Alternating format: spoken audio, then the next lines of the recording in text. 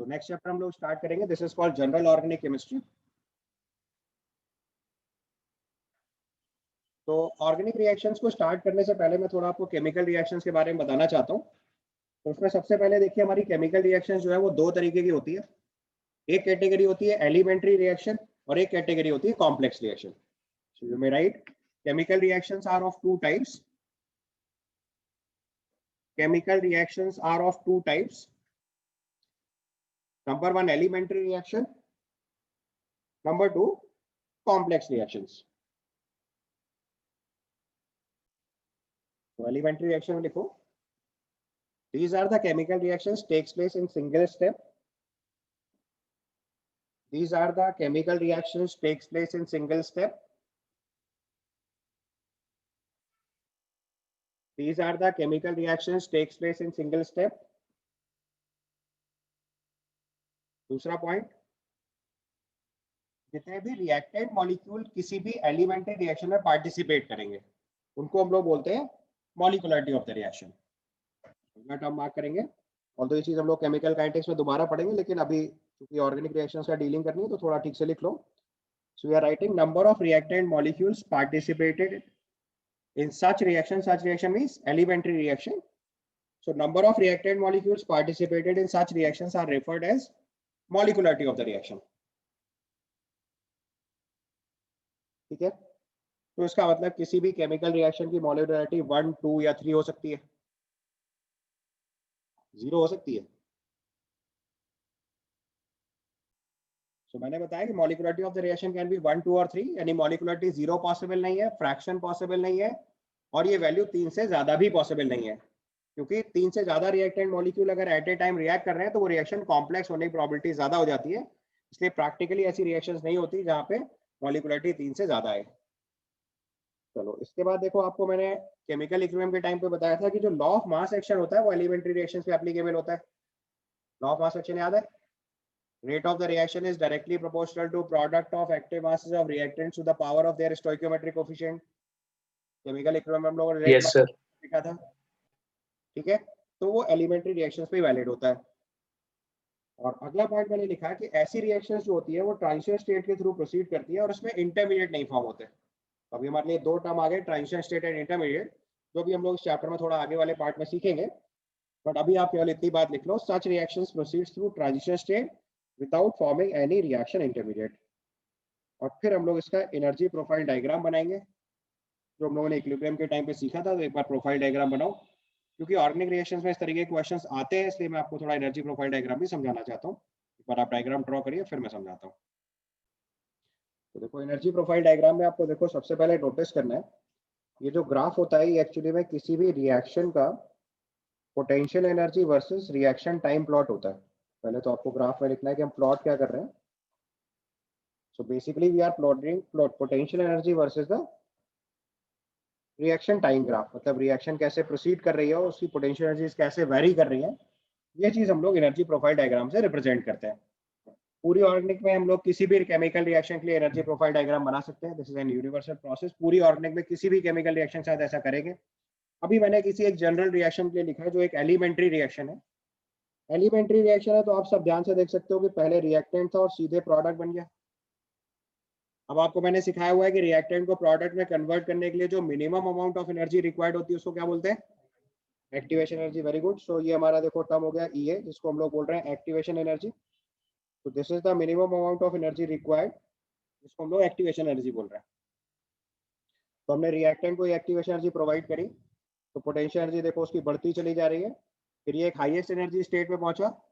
जो highest energy state आती है उसको बोलते हैं ट्रांजिशन स्टेट। तो किसी भी एनर्जी प्रोफाइल डायग्राम में जो आपको हाईएस्ट एनर्जी स्टेट दिखाई देंगे, मतलब जो मैक्सिमा नोटिस में आ रहे होंगे, एलिमेंट्री रिएक्शन में तो ऐसा एक ही बार होगा क्योंकि दो स्टेप है ही नहीं। अभी कॉम्प्लेक्स रिएक्शन का ग्राफ बनाएंगे तो आप देखोगे उसमें 2 स्टेप, 3 स्टेप, 4 स्टेप, वैसे 2-3 मैक्सिमा भी आ सकता है। तो ग्राफ में जो मैक्सिमा दिखेगा उसको क्या बोलेंगे? Transition state. अब इसका इंपॉर्टेंस क्या है वो भी समझाता हूँ। अब ये ट्रांजिशन स्टेट क्रॉस करके देखो उसने अपनी पोटेंशियल एनर्जी कम करनी शुरू करी और हमारा प्रोडक्ट बन गया। अब रिएक्टेंट एंड प्रोडक्ट का जो एनर्जी डिफरेंस है उसको डेल्टा H बोलते हैं। This is enthalpy of the reaction. और दो केसेस आप जानते हो कि अगर enthalpy of the reaction positive होता है तो उसको एंडोथर्मिक रिएक्शन बोलते हैं, और एंथैल्पी ऑफ द रिएक्शन अगर नेगेटिव होता है तो उसको एक्सोथर्मिक रिएक्शन बोलते हैं। तो पहले टाइप का क्वेश्चन यही आ सकता है आपके ऑर्गेनिक रिएक्शंस में कि आपको कोई भी एक एनर्जी प्रोफाइल डायग्राम बना दिया गया और पूछा गया इनमें से कौन से एंडोथर्मिक है, कौन सा एक्सोथर्मिक है, कितने ट्रांजिशन स्टेट है, कितने इंटरमीडिएट्स है, रिएक्टेंट कौन सा है, प्रोडक्ट कौन सा है, एक्टिवेशन एनर्जी कितनी है। ऐसे अलग अलग पार्ट डिस्कस किए जा सकते हैं। तो पहले आपको ये ग्राफ सबको समझ आता है, हम लोगों ने इक्विलिब्रियम के टाइम पे भी एक बार अच्छे से सीखा हुआ है। Yes sir. तो एक्टिवेशन एनर्जी, अब यहाँ पे एक चीज जो नोटिस करनी है वो ये है कि जो activation energy of transition state है वो 0 है, क्योंकि activation energy highest energy state है, तो उसको कोई एनर्जी नहीं देनी पड़ेगी प्रोडक्ट में कन्वर्ट करने के लिए, तो सिर्फ अपनी एनर्जी कम करता जाएगा तो प्रोडक्ट में आ जाएगा। तो ट्रांजिशन स्टेट का मतलब समझ गए कि किसी भी केमिकल रिएक्शन में वो हायर एनर्जी स्टेट जहाँ पे आगे एनर्जी नहीं देनी पड़ती है प्रोडक्ट में कन्वर्ट करने के लिए। समझ गया? तो प्रोफाइल डायग्राम सबको क्लियर हो गया? तो प्रॉपर्ली ड्रॉ कर लीजिए एक बारी। तो एलिमेंट्री रिएक्शन का अगर एक एग्जांपल लिखना है ऑर्गेनिक से, तो right out CH3Br + OH- gives CH3OH + Br-। इस रिएक्शन की अगर हम मॉलिक्यूलरिटी लिखेंगे तो कितनी आएगी? 2। इस रिएक्शन की मॉलिक्यूलरिटी हो गई 2, क्योंकि इसमें 2 रिएक्टेंट मॉलिक्यूल पार्टिसिपेट कर रहे हैं, एक CH3Br और एक OH-। अच्छा, ये चीज आप अपने आप स्पेकुलेट नहीं कर सकते कि एलिमेंट्री रिएक्शन, मैंने बताया ये एलिमेंट्री रिएक्शन है इसलिए आपने मॉलिक्यूलरिटी 2 प्रेडिक्ट कर ली। अब कैसे इसको डिसाइड करते हैं एलिमेंट्री रिएक्शन है या नहीं, ये भी हम लोग ऑर्गेनिक में आगे जब मैकेनिज्म वाला पार्ट सीखेंगे तब हमें पता चलेगा रिएक्शन कैसे प्रोसीड कर रही थी। Then we'll be able to decide that what should be the molecularity of such reactions. ठीक है, अगला केस लिखेंगे अब कॉम्प्लेक्स रिएक्शंस। तो हमने लिखा कि कॉम्प्लेक्स रिएक्शन में these are the chemical reactions which takes place in 2 or more than 2 steps. Such reactions proceeds through the reaction intermediates and transition state. ध्यान रखना एलिमेंट्री रिएक्शन केवल ट्रांजिशन स्टेट के through proceed कर रही थी, यहाँ transition state भी बनेगी और इंटरमीडिएट्स भी बनेंगे। अब जैसे मान लो मैंने कोई भी एक एग्जांपल लिखा है, let's say M1A + M2B gives product, इसका रेट ऑफ रिएक्शन अगर हमें दिया हुआ है K × A power alpha B power beta. Normally आपको याद है एलिमेंट्री रिएक्शन में लॉ ऑफ मास एक्शन से क्या लिखना पड़ता था, rate is equal to K × A power M1 B power M2, अगर ये एलिमेंट्री रिएक्शन होती।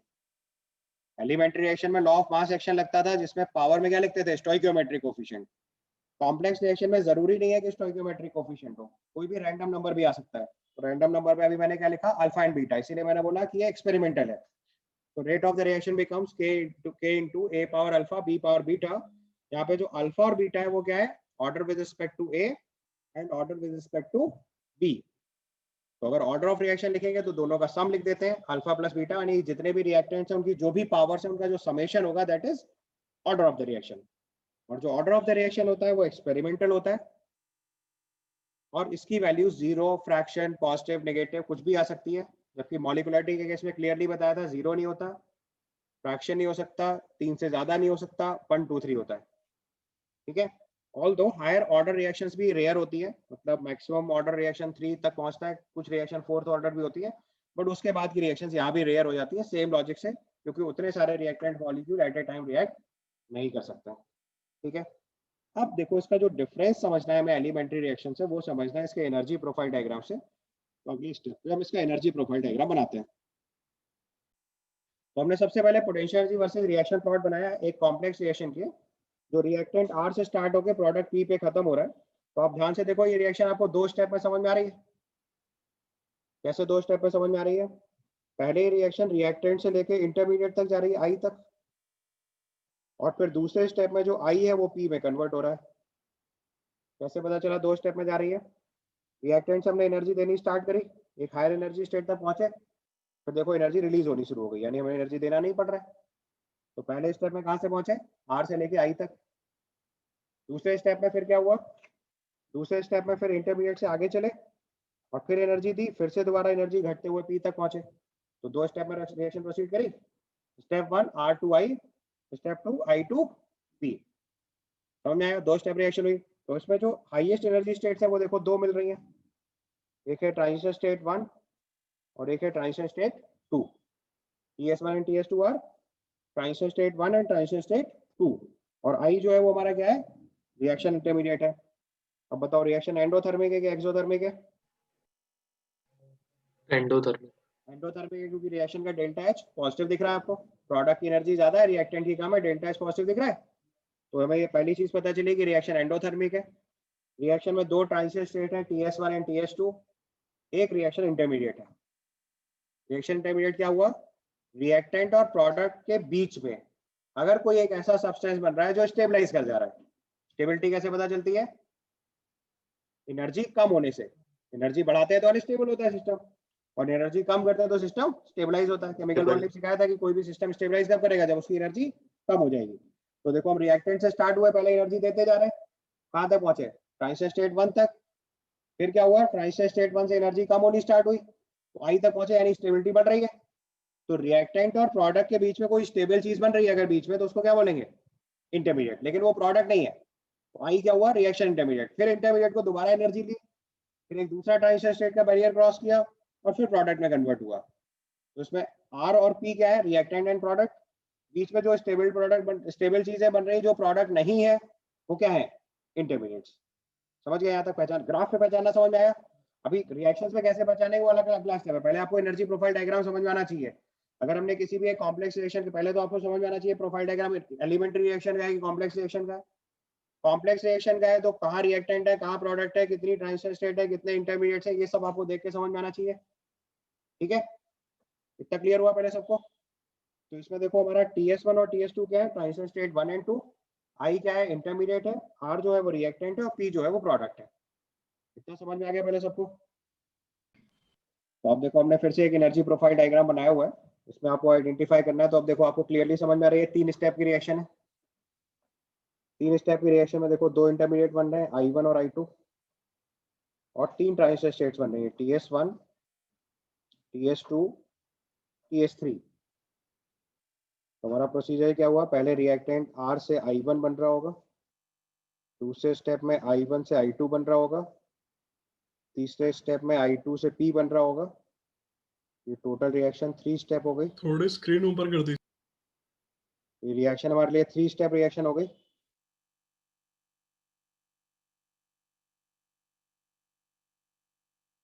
थ्री स्टेप रिएक्शन के बाद इसका देखो डेल्टा एच देख के बताओ, पॉजिटिव या negative.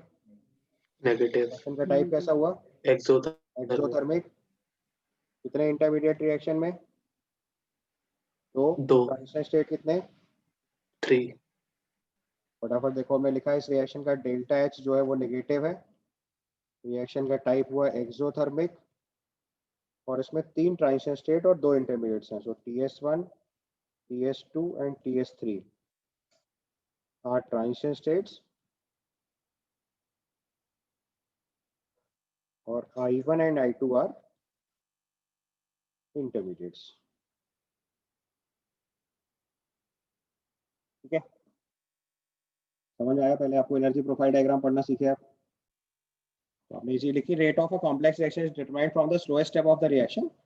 If molecularity is needed it is also taken for slowest step. अब मैंने बोला कि रिएक्शन का रेट स्लोएस्ट स्टेप से क्यों डिसाइड कर रहे हैं। तो लॉजिक इज कि अगर स्लोएस्ट स्टेप परफॉर्म हो गया तो बाकी स्टेप्स उससे फास्ट है। और हम किसी के रिएक्शन के रेट में क्या जानना चाहते हैं कि कितने टाइम में रिएक्शन कंप्लीट होगी। अब मान लो कोई रिएक्शन 3 स्टेप्स में हो रही है, एक स्टेप उसका 5 मिनट में कंप्लीट हो रहा है, एक स्टेप 2 घंटे में कंप्लीट हो रहा है, और एक स्टेप 30 सेकंड में कंप्लीट हो रहा है। तो हमारे लिए सबसे इंपॉर्टेंट रेट स्टेप कौन सा है।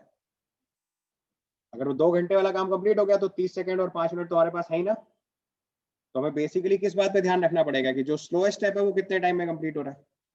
अगर वो कंप्लीट हो गया तो बाकी स्टेप अपने आप कंप्लीट हो चुके हैं उसी ड्यूरेशन में।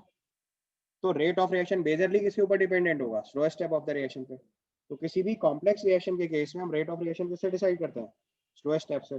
और मॉलिक्युलरिटी नॉर्मली एलिमेंट्री रिएक्शन के लिए डिफाइंड होती है, बट कॉम्प्लेक्स रिएक्शन के केस में अगर मॉलिक्युलरिटी कभी भी चाहिए होगी तो हम इसे किससे डिसाइड कर देंगे, slowest step of the reaction से। ठीक है, अब जैसे अगर मान लो इसका एग्जांपल लिखना है हमें एक, तो एक एग्जांपल लिख देता हूँ आपको। सपोज करो हमारे पास एक कंपाउंड है CH3, दिस वन, और इसकी रिएक्शन हमें OH माइनस से करानी है, और फिर इसका फाइनल प्रोडक्ट जो है वो ये बन रहा है।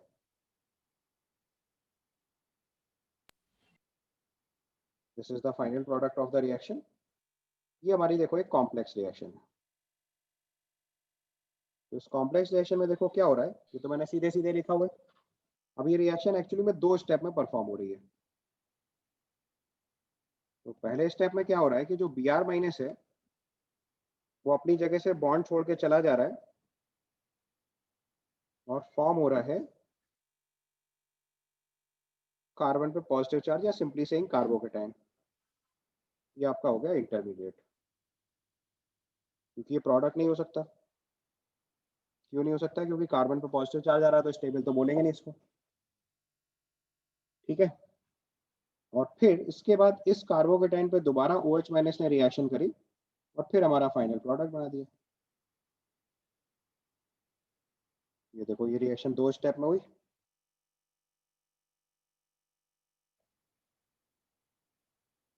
समझ में आया? ये कॉम्प्लेक्स रिएक्शन हो गई। अब कॉम्प्लेक्स रिएक्शन का स्लो स्टेप कौन सा है? पहला वाला।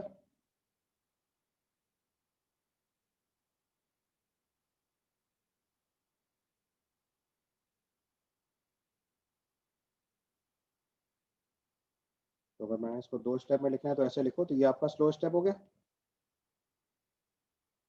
इसी को हम लोग रेट डिटरमाइनिंग स्टेप भी बोलते हैं।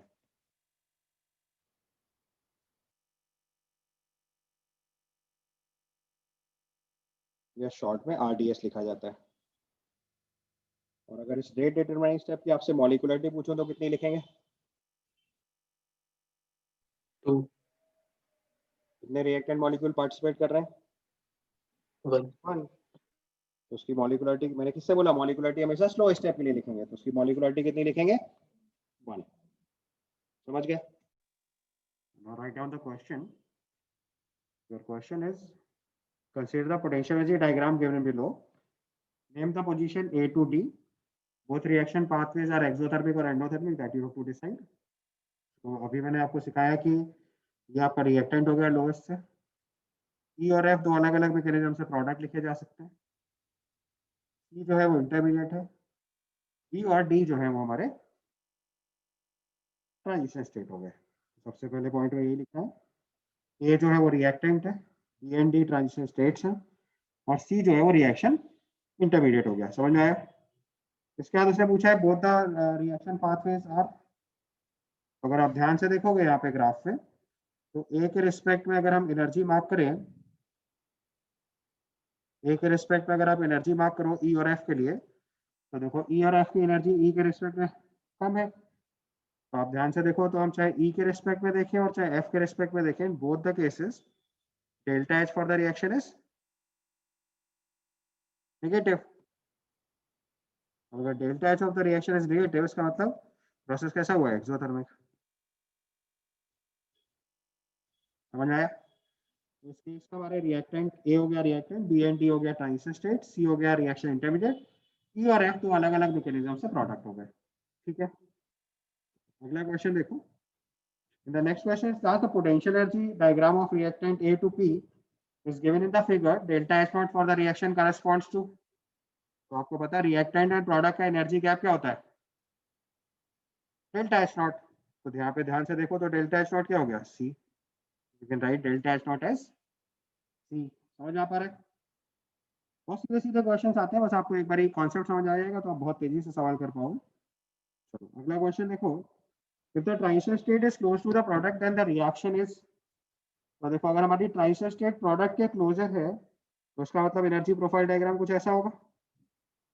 यहाँ पे ध्यान से देखो, ये highest energy state transition state है, ये रिएक्टेंट से दूर है और प्रोडक्ट से पास है। इसका मतलब प्रोडक्ट की एनर्जी रिएक्टेंट से ज्यादा है, तो इस रिएक्शन का जो डेल्टा एच है वो पॉजिटिव आ जाएगा। तो इस टाइप की रिएक्शन को किस कैटेगरी में डालेंगे?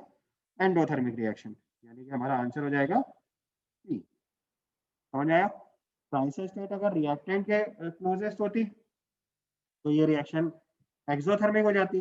ट्रांजिशन स्टेट प्रोडक्ट के क्लोजर है, तो रिएक्शन एंडोथर्मिक हो गई। आप चाहो तो रूल की तरह याद भी रख सकते हो, अगर हमारी ट्रांजिशन स्टेट रिएक्टेंट के क्लोजर होगी तो exothermic reaction, transition state product के क्लोजर होगी तो endothermic reaction, delta H positive. ठीक है, चलो one more question we will try.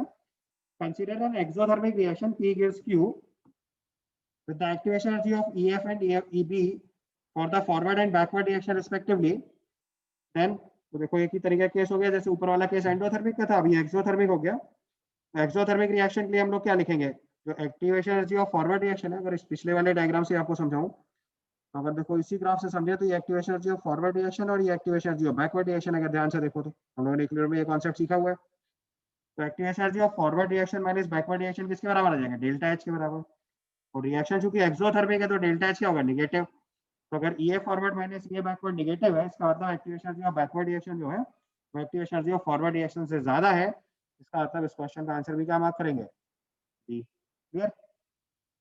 ये क्या कॉन्सेप्ट इंट्रोड्यूस करेंगे, this is rate determining step and reversible step in the energy profile diagram. मतलब अगर आपको कोई एक एनर्जी प्रोफाइल डायग्राम दिया जाएगा तो उससे हम कैसे डिसाइड करेंगे कि रिएक्शन जो है रेट डिटरमाइनिंग स्टेप और जो रिवर्सिबल स्टेप है वो कौन कौन से हैं, अगर है तो देखो अगर किसी कॉम्प्लेक्स रिएक्शन में, जैसे हमने पिछला एग्जांपल जो लिया था उसी से स्टार्ट करते हैं, ये रिएक्टेंट है, ये प्रोडक्ट में कन्वर्ट हो रहा है।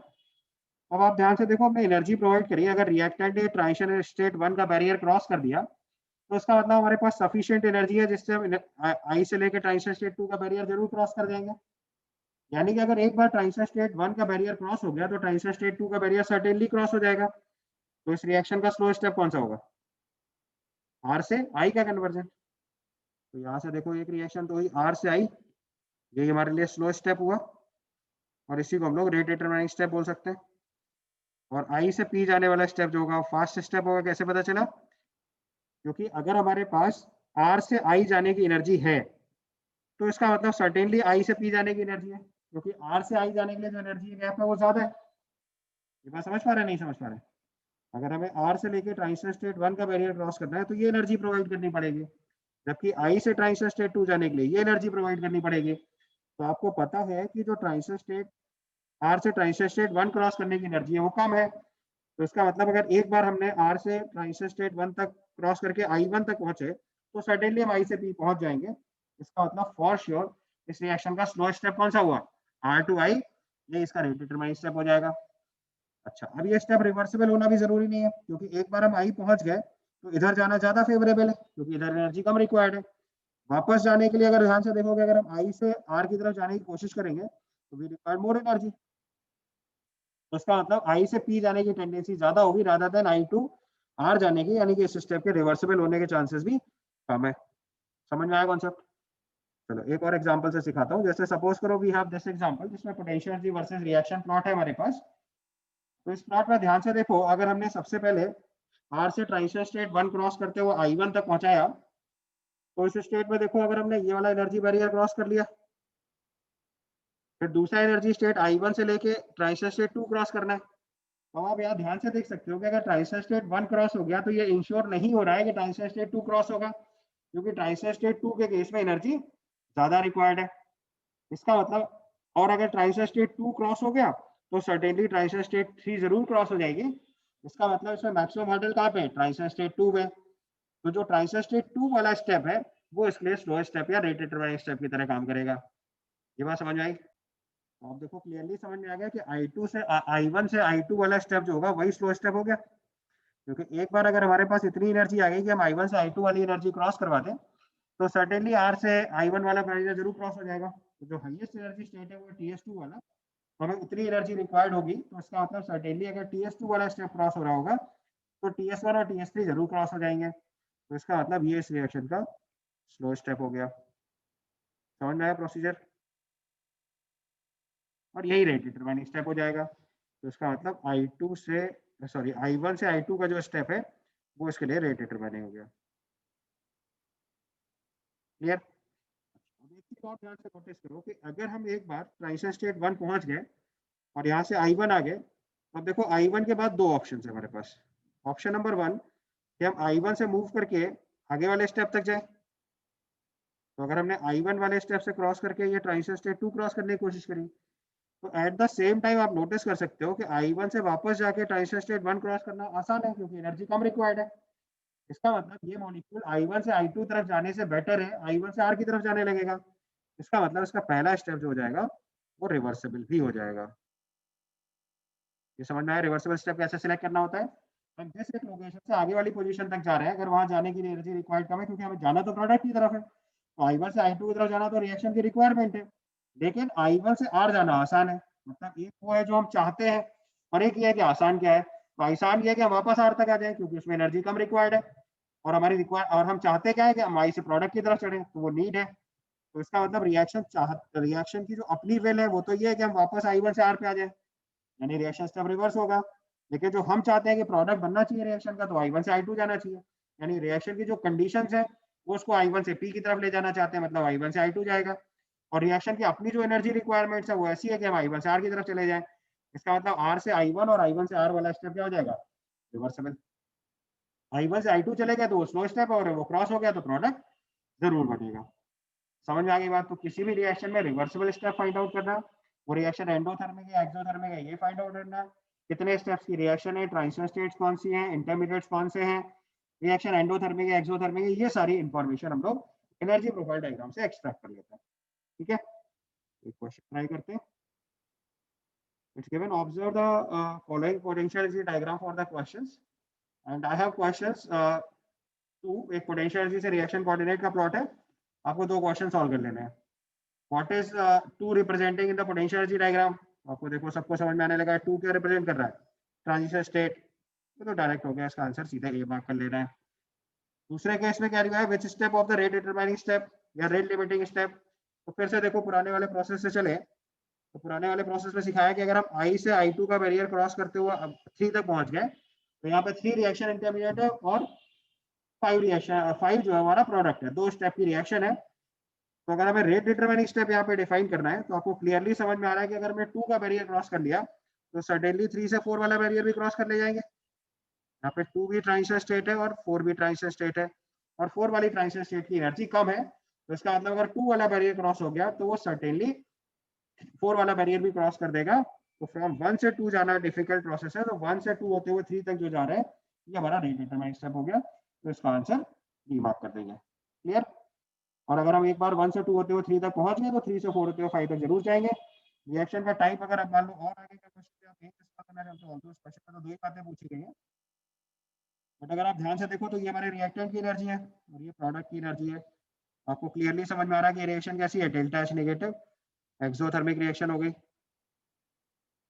ठीक है, और 2 और 4 ट्रांजिशन स्टेट हो गए, 1 जो है वो हमारा रिएक्टेंट वाली पोजीशन हो गई, 5 जो है वो प्रोडक्ट हो गया, 3 जो है वो रिएक्शन इंटरमीडिएट हो गया। Z जो लिखा हुआ है वो एक्चुअली में डेल्टा एच के बराबर होगा, एंथैल्पी के बराबर। ऐसे हम सारे पैरामीटर्स को डिस्कस कर सकते हैं। ये आपका जीओसी का सबसे पहला वाला पार्ट हो गया जिसमें हम रिएक्शंस को एनर्जी प्रोफाइल के डायग्राम के बेसिस पे स्टडी कर सकते हैं। ठीक है।